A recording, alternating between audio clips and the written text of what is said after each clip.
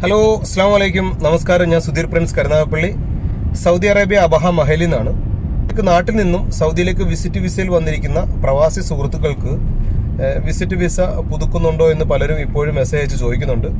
അപ്പോൾ അവർക്ക് വേണ്ടിയിട്ടുള്ള ഒരു വീഡിയോ ആണ് കേട്ടോ. ഇവിടെ ഞാനുള്ളത് അബഹയിലാണ്. അബഹ ജവാസത്തിൽ നിലവിൽ നമ്മുടെ സുഹൃത്തുക്കൾ പുതുക്കിയപ്പോൾ കിട്ടിയത് 1 മാസം മാത്രമാണ്. അപ്പോൾ നിങ്ങൾക്ക് 1 മാസത്തിൽ കൂടുതൽ വേണം എന്നുള്ളവർ തീർച്ചയായിട്ടും രാജ്യം വിട്ട് പുറത്തു പോയി വരുന്നതാവും നല്ലത്. അതാവുമ്പോൾ 90 ദിവസം നമുക്ക് കിട്ടും. ഒരു പക്ഷേ ഇത് ഇപ്പോഴും പഴയ സ്ഥിതി തന്നെ തുടരുവാണ്. പുതുക്കുന്നവർക്ക് ഒന്നുകിൽ 5-7 ദിവസം, അല്ലെങ്കിൽ 15 ദിവസം, അല്ലെങ്കിൽ 30 ദിവസം മാത്രമാണ് നിലവിൽ പുതുക്കിയിട്ട്. ഇനി മറ്റ് ജിദ്ദ, റിയാദ് ഏരിയയിലുള്ളത് എന്താണ് അവസ്ഥ നമുക്കറിയില്ല. അപ്പോൾ ആർക്കെങ്കിലും അങ്ങനെ പുതുക്കിയിട്ടുണ്ടെങ്കിൽ തീർച്ചയായിട്ടും നിങ്ങൾ അവർ കമൻറ്റ് ചെയ്യുക, മറ്റുള്ളവർക്ക് അതൊരു ഉപകാരമാവും. അപ്പോൾ നിലവിൽ നമ്മുടെ ഇവിടുത്തെ അറിവിൽ ഞാൻ അബഹയിലുള്ള ഇതാണ് ഞാൻ നിങ്ങളെ അറിയിക്കുന്നത്.